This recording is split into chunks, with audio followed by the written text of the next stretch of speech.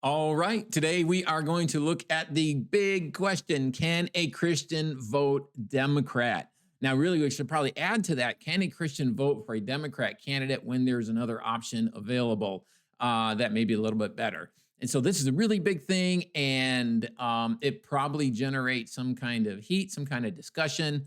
But I think it's something we need to look at because we're looking at the morals that are involved in this. So I looked at the Democrat platform this year and I read the whole thing.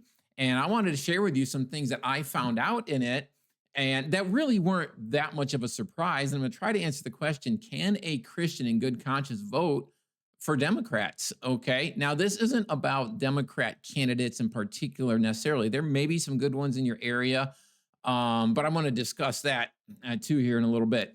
But I downloaded the platform because I want to see what they say, and I read it. And one of the first things I noticed, you probably heard this on the news, at this Democrat Party platform is actually Joe Biden's platform. By the time the convention came around, apparently they didn't even update the thing. You know, now Kamala is the nominee, and it's still all about Biden's, unless they've come up with a new one since then. But I thought that was kind of interesting. Okay, that it's still Biden's, and the thing just goes on to talk about how great Biden is. So you get a lot of that.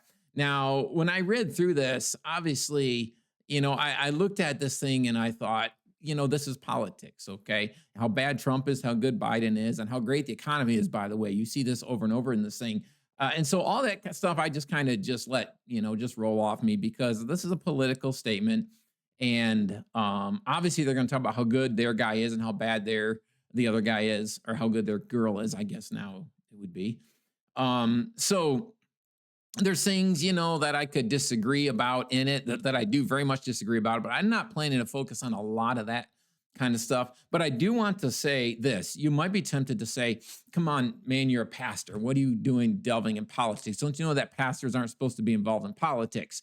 Well, I have a couple of things to say about that. First of all, I'm an American and I have every right to be involved in politics. And along with that, just being a pastor doesn't mean that I can't do that. And it is my job to tell people what's right and what's wrong. But the second part of that is that many of the things, the specific things we're going to talk about here today, a couple of them primarily, that influence whether we should vote for a Democrat or not, are not political issues. They have been taken by the political culture, but they're not political issues. They are things that I am more capable to speak to than politicians. When you talk about things like abortion and the homosexual agenda, those are issues of morality. Morality is within the jurisdiction of Christians and pastors. My job is to tell you what is correct morally. Politicians have taken these things and pulled them out of the moral realm and put them in the political realm. And so I have every right to speak to that. In fact, more of a right to speak to those things than politicians do. Okay, so I just want to clear that up first of all. And I'm not going to tell you who to vote for or anything like that. You've got to decide. But my question is, can a Christian, if you're not a Christian, I'm sorry, this one's not for you. Can a Christian vote for the Democrat platform? So I'm gonna give the answer that I think at the end, but I just want to look at this. So we're gonna run down through this, and I just highlighted some things in this. I don't know how long this will be. This whole thing is, I don't know, like 90 something pages or whatever.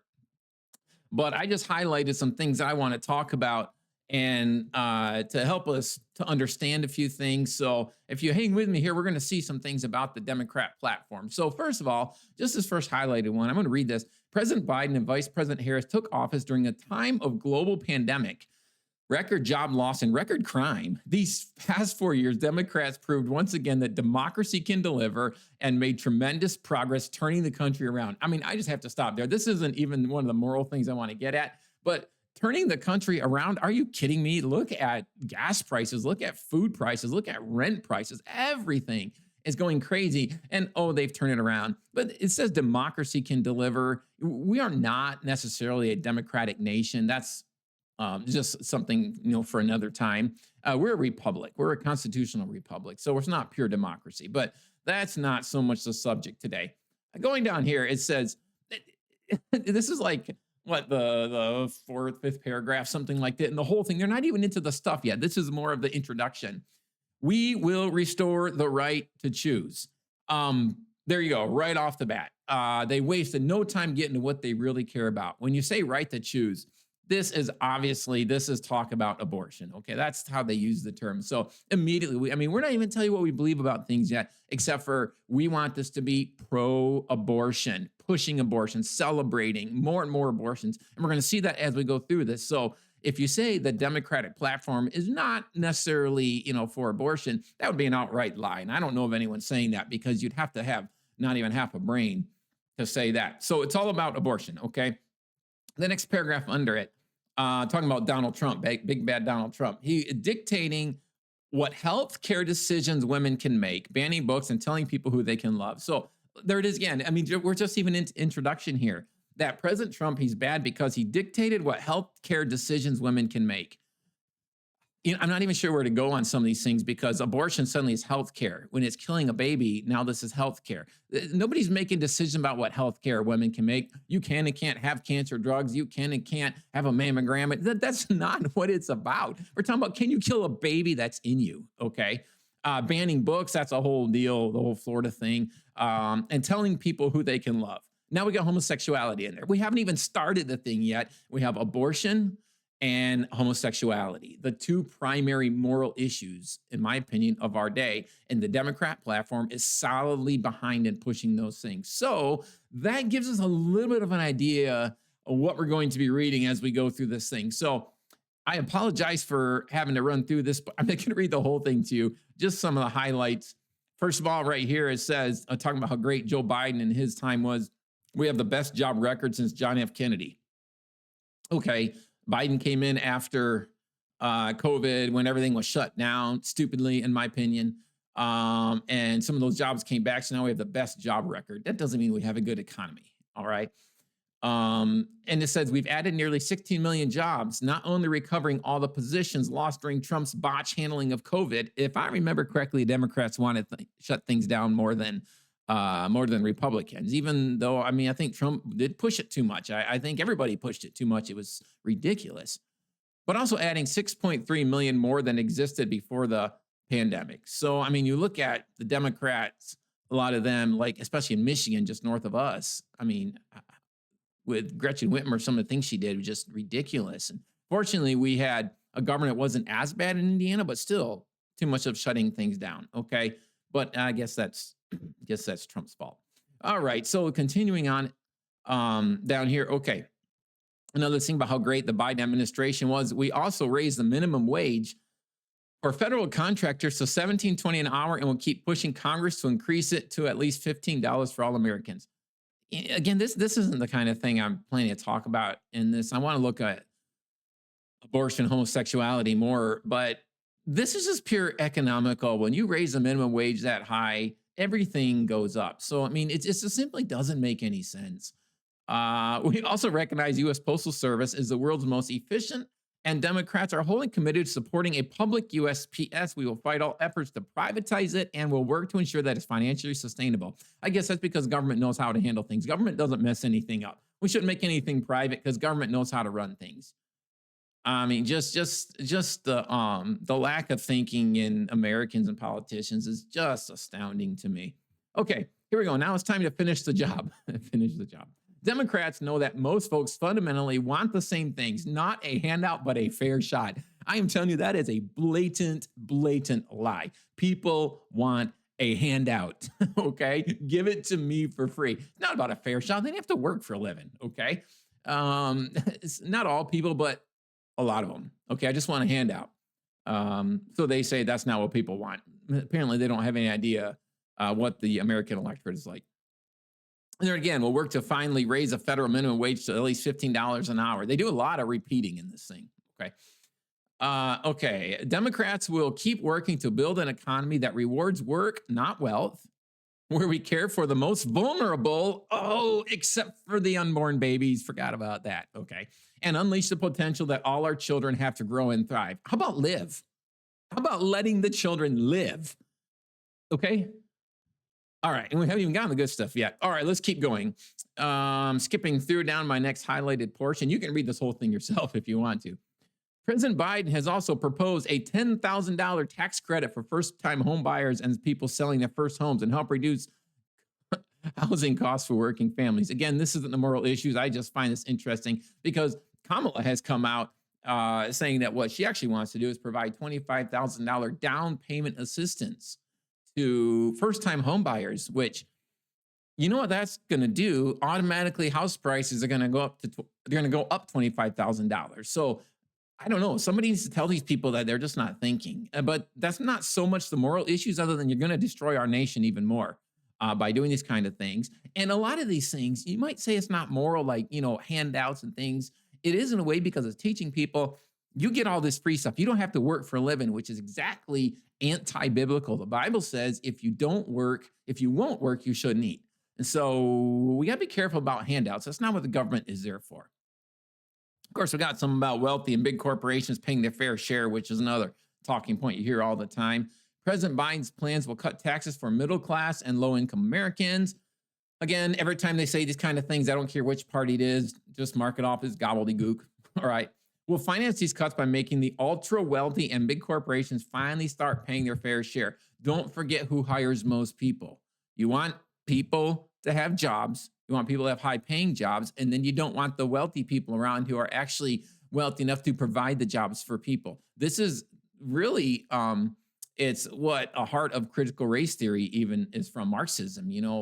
We need to overthrow the ones on top. So you can kind of see the foundation of this whole thing.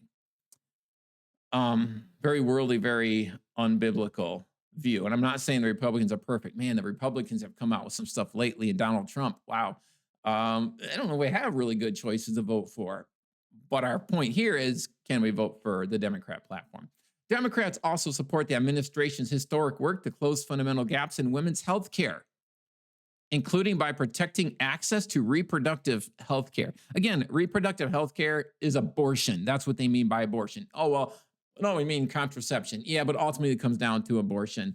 Close fundamental gaps in women's health care. What? So some people can't have abortion there? I mean, what are you talking about here?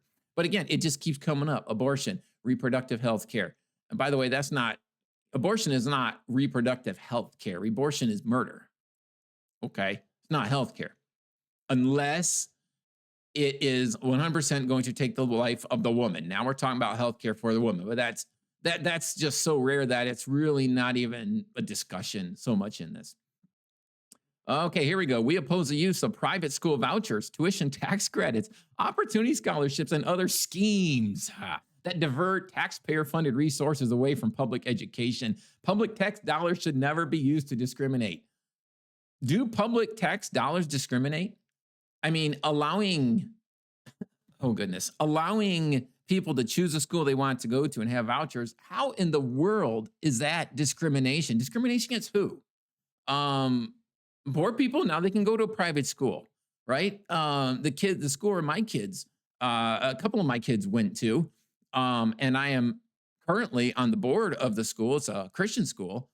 We pull a lot of students because of the voucher program from Gary, Indiana. If you know anything about Gary, Indiana, it is a poor area. It was very big back in the steel days, and it used to be, maybe it still is, the highest crime rate in one of the highest in the country, in my understanding.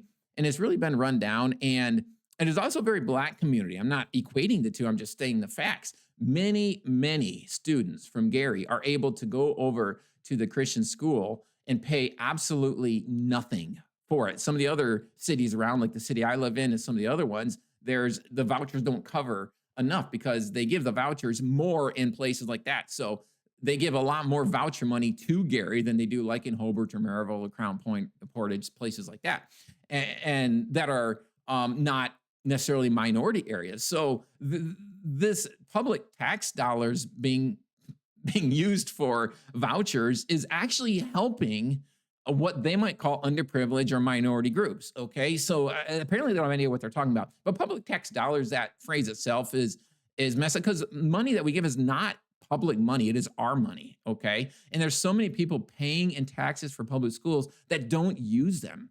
So why not allow them to go to private schools? And by the way, if they can't compete, if public schools cannot compete with private schools, maybe they need to find out what's wrong. Maybe they need to find out what they're not doing well. Why does nobody want to go there? All right, and then try to start doing better.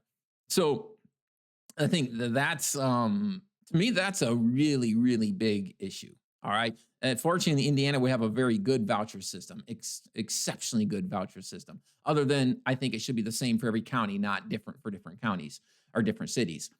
All right, let's go down and see. Man, we got global stuff, which we're not going to be talking about here. Gun violence. There's so much we could say about so much. Sorry for skipping through. Let's go to the next one. President Biden has used his pardon power to right historical wrongs. In addition to pardoning simple possession and use of marijuana, he's pardoned or shortened the sentences of people convicted of other nonviolent drug offenses and pardoned approximately 2,000 gay, lesbian, and bisexual veterans who were convicted just years ago, for just being themselves. Okay, now we're overtly in support of homosexuality. They were just being themselves, and now President Biden has used his pardon power to free these people, which shows you the heart of the Democrat platform. Let's not just allow people to be homosexual, let's outrightly celebrate it and support it. A little bit further, Democrats will end state level use of private prisons and detention centers, and we will restrict state and local practices like solitary confinement, chokeholds, and restraints on pregnant inmates. Okay, I'm not sure what caused all this, but wanting to remove private prisons, detention centers, other than it seems like we're trying to get softer on crime here. But one thing that they're trying to do, and I don't know the history behind this, it'd be interesting to look it up. What's the problem with the restraints on pregnant inmates? Okay, now maybe I could come up with reasons. I could say, you know what? Because a pregnant inmate, which of course is a woman, even though that seems to be debatable anymore, she has a baby inside her. She has a person inside of her. And that person, we don't want to harm that person. We want to take care of the health of that woman, even if she is an inmate, because she's got this innocent baby inside her. Okay. But if you're a Democrat, you can kill the thing. In their opinion, it's a thing. You can kill that. I say it's a person. They say it's not a person yet. So why does it matter if they restrain this woman who's carrying around this blob of tissue? Doesn't matter. So it hurts the baby. It's not a baby, in their opinion. Okay, so these people just absolutely make no sense at all. It's merely political pandering. All right, down here, we're on violence against women. I suppose they know what a woman is. He expanded funding, talking about Biden again. He expanded funding for campus sexual assault prevention and is keeping students safe on campus by restoring and strengthening protections under Title IX, including explicit protections for LGBTQI+, et cetera, students. So under Title IX, they're trying to redefine it as anytime it's a sex. You don't want to discriminate on people based on sex, which we would have thought it means man, or you don't discriminate because it's a man, you don't discriminate because it's a woman. But now it means whatever sex you want to be, right? Whatever your sexual identity is. It's just dumb. Okay. But they're pushing for it. Biden or whoever actually is calling the shots for him is doing that. Under judges, one of the president's most important duties is appointing the judges who shape our country's laws. Judges matter. Yes, they do. They have the power to uphold basic rights or roll them back. They hear cases that decide whether women have the freedom to make their own reproductive health care decisions. Here it is again. We got to throw it in there about every paragraph. It seems like reproductive health care. We got to have abortion. We're pushing abortion. And there it is. Judges make a big difference. More of a difference than they were supposed to under the Constitution. If you go back and read the separation of governments. And also, they make decisions about whether Americans have the freedom to cast their ballots. Now we're throwing this in there, okay? And there'll be more about that later. Republicans don't want people to vote. Oh, man, down a little further. Trump handpicked 3 justices who have pushed a far-right agenda with devastating consequences. Sounds like a good feather in Trump's cap to me. The court's attack on a wide range of long-established American legal principles, from overturning Roe, which was a terrible decision, and eliminating the right to choose abortion, to weakening voting rights and civil rights. No, it didn't happen. To granting immunity for presidential crimes, in fact, undermines the rule of law. To the next part. Well, President Biden has sought to appoint judges who look like America. 3/4 of Trump's judicial appointees were men and 84% were white. This is Marxism. This is critical race theory. Let's not look at President Trump's judicial appointees and say who were the most qualified. Let's look at them and say what color they were. Were they Hispanic? Were they black? Were they white? Were they Asian? What were they? Okay. Uh, No, that's how you know the president did a good job because we have an overrepresentation of minorities, but they're minorities for a reason, right? I mean, this doesn't make any sense. Instead of saying, okay, who is the most qualified? If they chose justices and judges, and if they were all white, or if they were all black, or if they were all Hispanic, it shouldn't matter at all if they were all the best people for the job. Anything other than that, critical race theory. Okay. Um, let's move on from that. After only one term, Biden has is already tied for the most openly LGBTQI plus judges appointed. Something to brag about. Okay. Voting rights. The right to vote and to have your vote counted is the threshold of American democracy and liberty. Without it, nothing is possible. With it, anything is. In other words, we think people should vote. Republicans think people shouldn't vote. That's what they're saying, which is dumb. Down here, Trump supported Georgia's voter suppression law, which makes it illegal to hand out water to voters waiting in line. Oh, man. Trump supported Georgia's voter suppression law. It is not a voter suppression law. That is not the name of it. It is the Election Integrity Act. Okay, where they did a lot of things in it you can read about yourself. The Democrats are saying, well, it's bringing it back to Jim Crow area under segregation. Since when does making sure that only American citizens vote in an election make it Jim Crow? So how does suddenly is that segregation? You know, can't hand out water. Well, it's because they don't allow people that are supporting a certain candidate to stand there and pass out water, but they can be sitting there in a bucket. They can have it. It's just wrong. It's just totally trying to mislead the American people. And, you know, even I understand Biden has come out and saying, well, they're going to close polls at 5, you know, no, they're open till 7. And it's just saying all this stuff and nobody thinks. That's the problem with Americans is they don't think. Okay. The Republicans and everybody else, they're not wanting people not to vote. They're trying to make sure unqualified people don't vote. If you're a citizen of the United States, it's very, very easy to vote, especially with all the early voting. Okay. And that's not racist. Okay. Anybody. It's not like the standard say, okay, only white people can vote, black people can't, or Hispanics can't vote. They're not doing that. It's just like you have to be there at the right time. You have to go through, you have to prove who you are. Okay. What's wrong with that? You're an American citizen.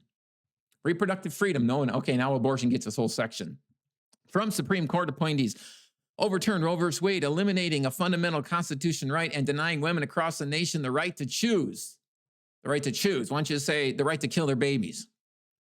The extreme act of overturning Roe, which had been the law of the land for nearly half a century, has already had devastating consequences nationwide. And it has, but not for the reason they're saying. It's because some places they're really pushing abortion even more. But first of all, the technicality, Supreme Court doesn't make law. Okay, they can tell you what laws are good or bad. They can't make a law. Roe is not a law. All right, that's for the judicial branch. That's for the legislature. Over the past 2 years, more than 20 states have imposed extreme and dangerous abortion bans, many of which include no exception for even rape or incest. Okay, so now some states have imposed extreme or dangerous abortion bans, but some have loosened up abortion. Okay, you got to look at both sides, but they're not going to mention that here. But this is what gets me here. Many of which these bans include no exception even for rape or incest. First of all, you hear this all the time. You know, many people who are even anti-abortion or pro-life will say, well, except in the case of rape or incest. First of all, why are the two different? Okay, look at incest. Why is incest added in there? If incest was consensual, then it's consensual sex. If it was not consensual, it was rape. So we don't even need the word incest in there, except for the case of rape, which brings us to another question. Because a baby was conceived via rape, should we kill the baby? Well, you say, well, it's okay. Well, what if the baby's 2 years old and the parent says, you know what, I've been thinking about this. I don't think I want this baby anymore because, you know, he or she was conceived in rape. Can we kill the baby at 2 years old, 5 years old, 10 years old? I mean, who knows? I mean, it's crazy. So maybe we shouldn't think of exceptions. Maybe we should allow this baby to have a chance to live.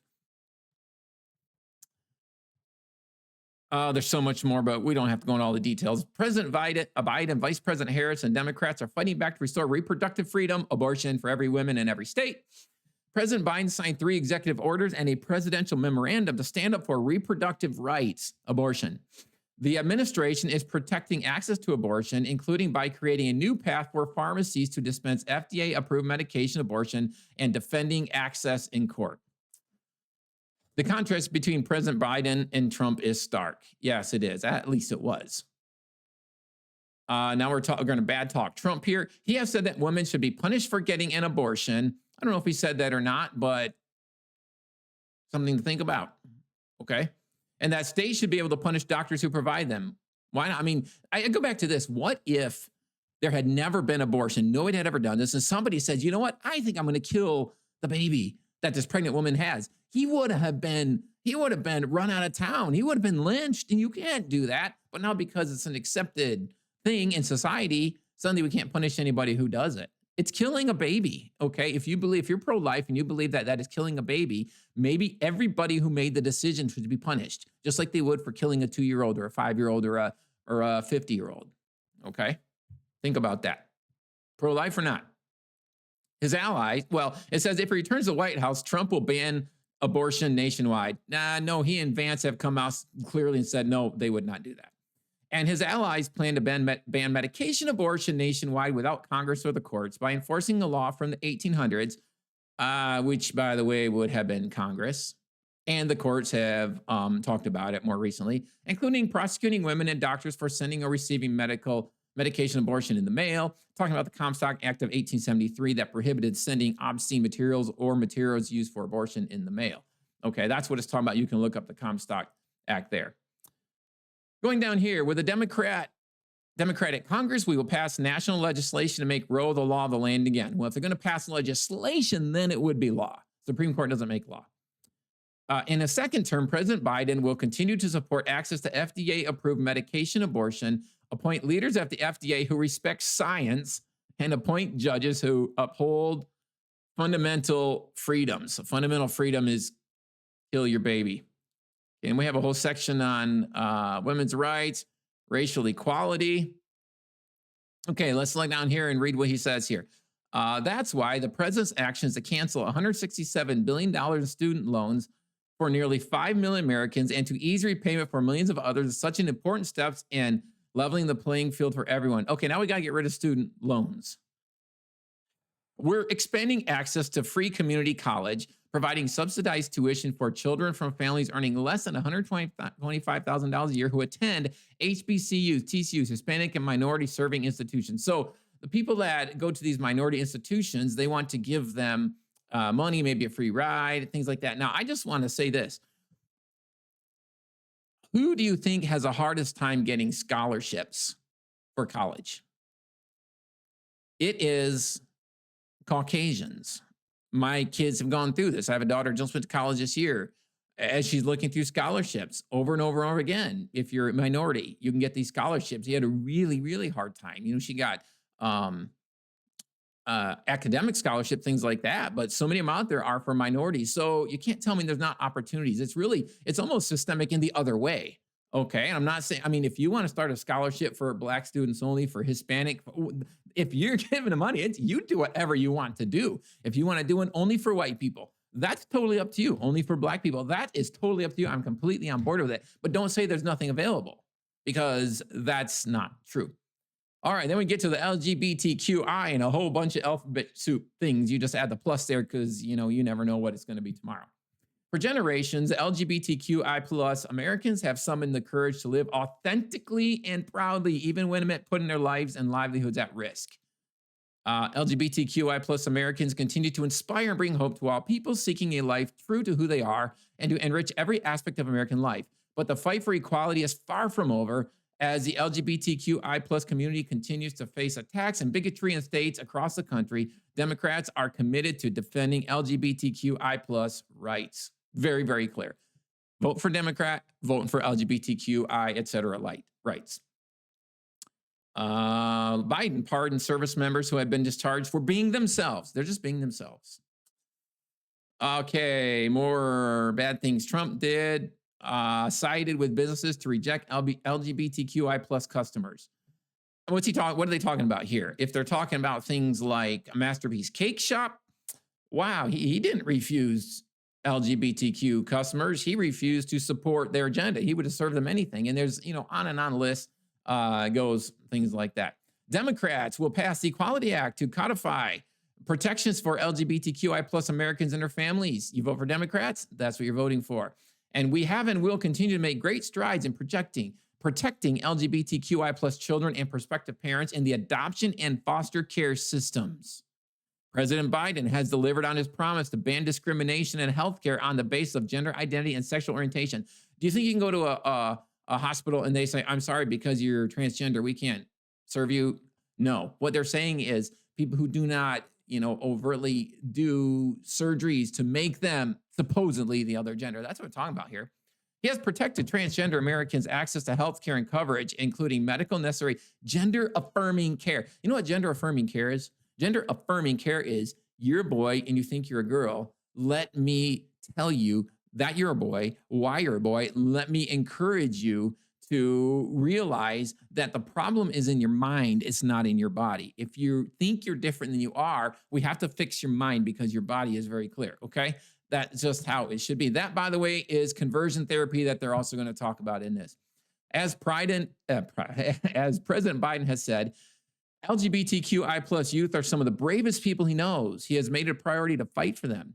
The administration is combating the dangerous and cruel practice of so-called conversion therapy. Conversion therapy is you come to my office and say, I'm struggling with my gender. I know I'm a man, but I feel like a woman. I want to be a woman. And if I tell you, look, let me just help you to understand God made man and women, made it separately. And if you're struggling with this, I'm going to come alongside and want to help you, to embrace your manliness, your masculinity, rather than changing or to be a woman. That is conversion therapy, because I'm changing you from what you, in their minds, from what you are not to what you are. If you look like a man and you are a man, and I tell you that you are a man when you feel like a woman, I'm trying to convert you from what you are. This is lunacy. It's stupid. And these people actually believe this stuff, or at least they see that there is a group of people who believe this stuff, and so they're just pandering to it. And so many people have changed their opinions on this the wrong way.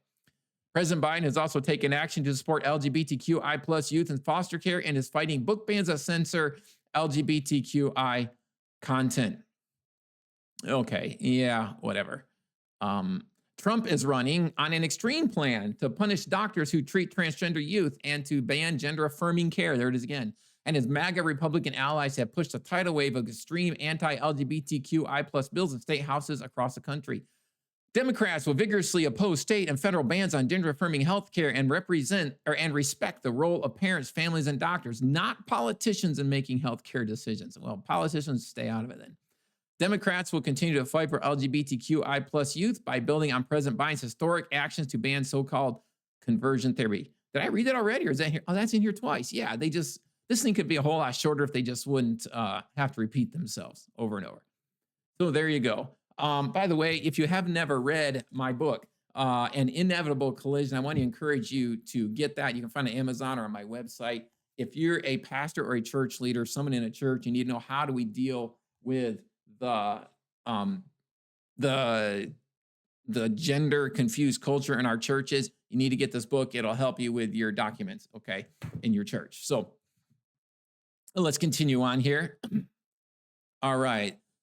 That's why Democrats will protect First Amendment right to free exercise of religion for everyone, and we will maintain the separation of church and state. I wonder if they even know what separation of church and state mean. Separation of church and state means that the state cannot make you go to church, cannot make you be religious, and we cannot have a state-mandated church. That's what it means, okay? I don't think the Democrats understand it. In contrast, the Trump administration attacked religious freedom by demonizing some faiths and preferring others. Okay, just because maybe he came down morally on some issues that evangelicals might agree with. I don't know. We will advocate for religious freedom across the world. Freedom to just believe what we believe, or to act on what we believe. That would be my question. And we will continue to honor both religious freedom and other civil rights. Really?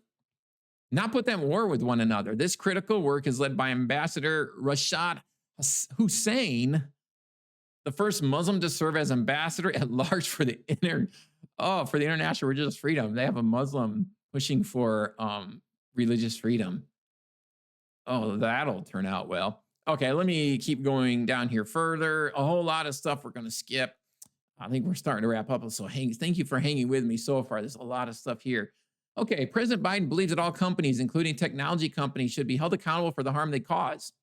The president has raised the alarm that social media and other platforms have allowed abusive and even criminal conduct like cyberstalking, child sexual exploitation, and non consensual intimate images to proliferate on their sites. So let's fight against social media companies that allow inappropriate things, but let's not let Florida keep inappropriate books out of their public school libraries. Hypocrites, anyone? All right. Let's see. We got to go quite a ways down here. All right. We're going to talk about the Middle East. President Biden negotiated a two-state solution that ensures Israel's freedom as a Jewish and democratic state with recognized borders and upholds the right of Palestinians to live in freedom and security in a viable state of their own.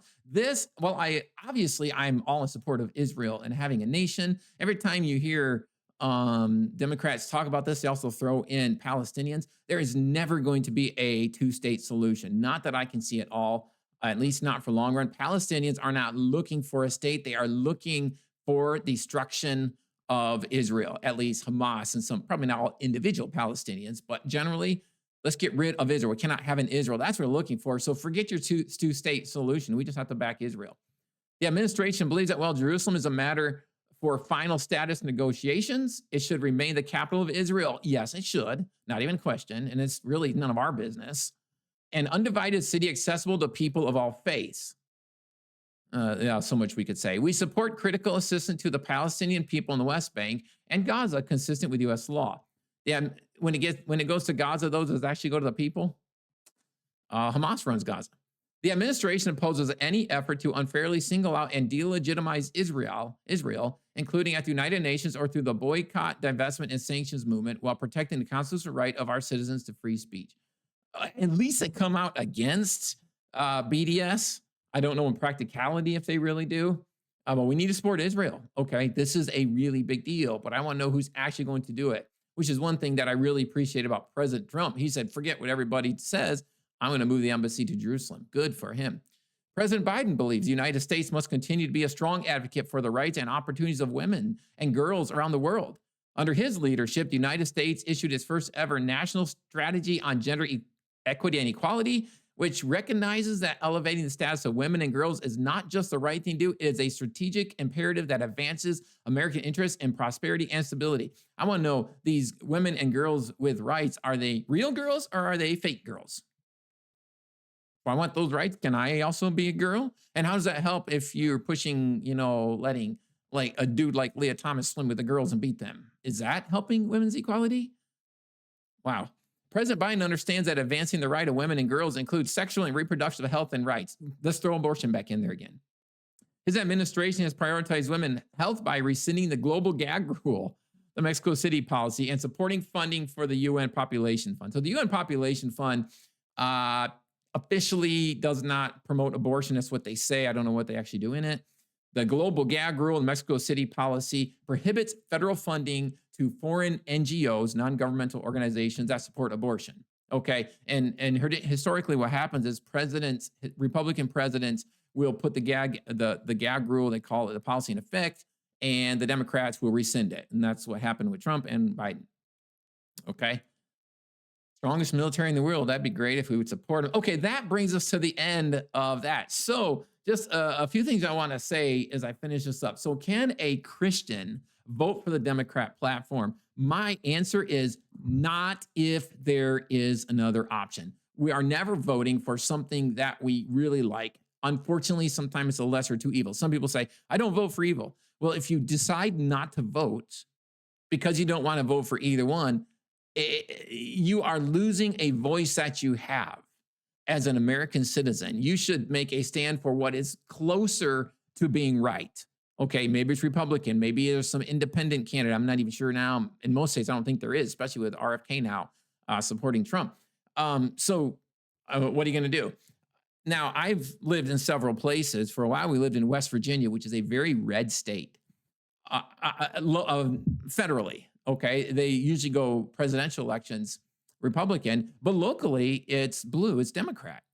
And it's kind of an interesting thing. And sometimes Christians will vote Democrat in their area just because everyone runs Democrat. That's the only way they know they can win. But they will vote Republican on the maybe state or the federal level.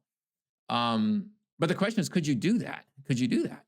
And here's my answer to that. It would be really, really hard, just to be honest, for me to vote for the Democrat because you say, okay, it might be a great Democrat. They might be really good, supportive things, but every person who is in that party, no matter on what level they are on, it lends credence to the Democrat platform.